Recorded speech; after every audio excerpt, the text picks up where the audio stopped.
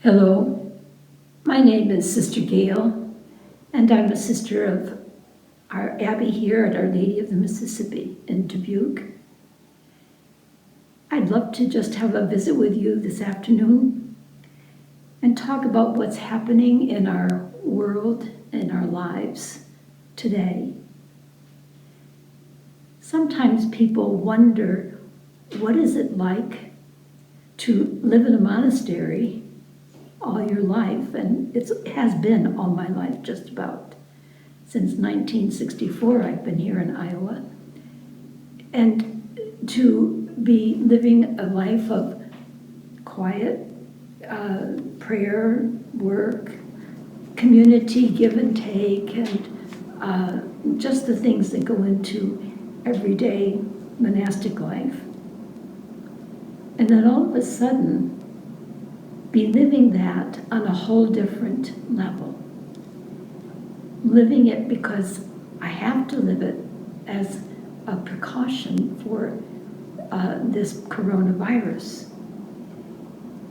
And those same people might wonder and ask us, well, what is there any difference between living your monastic life of solitude and quiet, silence, prayer, when it's your chosen way, and when it's asked of you to promote good health in your community and also in the larger community of the city and country?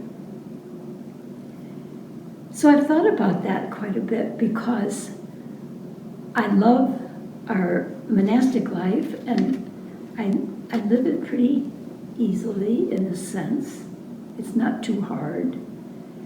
But this is different. There is a difference in what seems to be expected of us and what we're trying to do for ourselves, our own good health, and the health of others. And the first thing that came to me was this virus, this collective sickness that can touch any one of us and does touch us in many ways, is throwing us on to a level of faith that is very palpable for me. It's something that I can't forget. It's something that I don't want to forget, because I want to live this time with all its demands and its sacrifices in a spirit of, this is where God is calling me right now.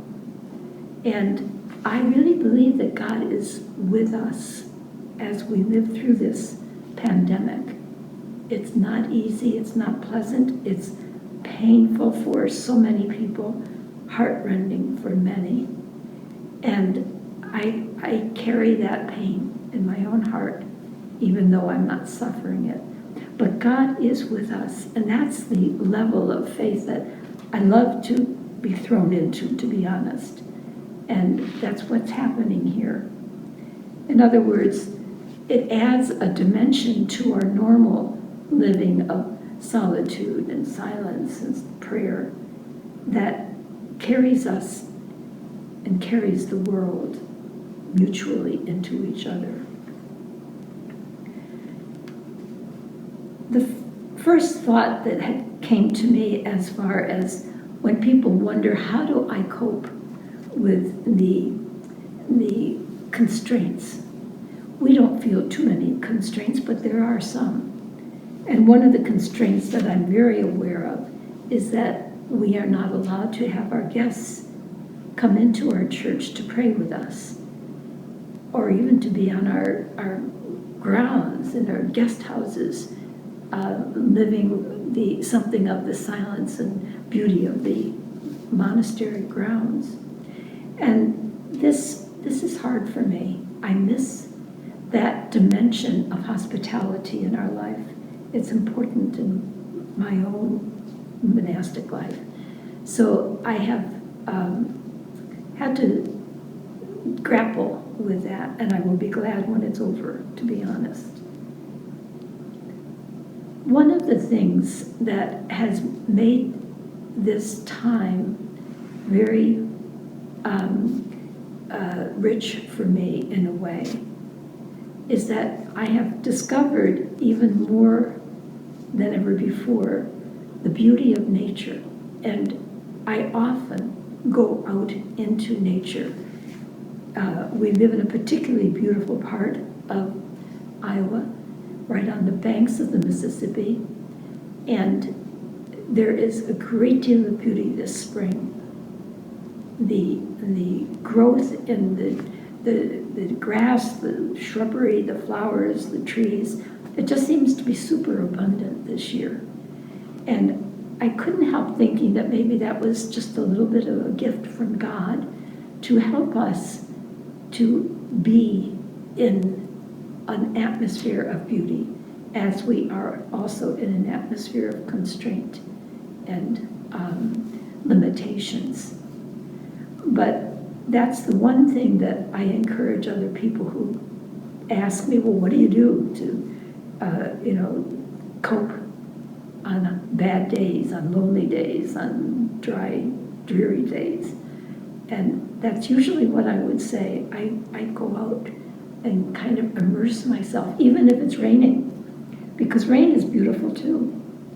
And the life that surrounds us is an echo of the life of God. And it does have a healing quality for our own spirits. So I'd like to share that with you.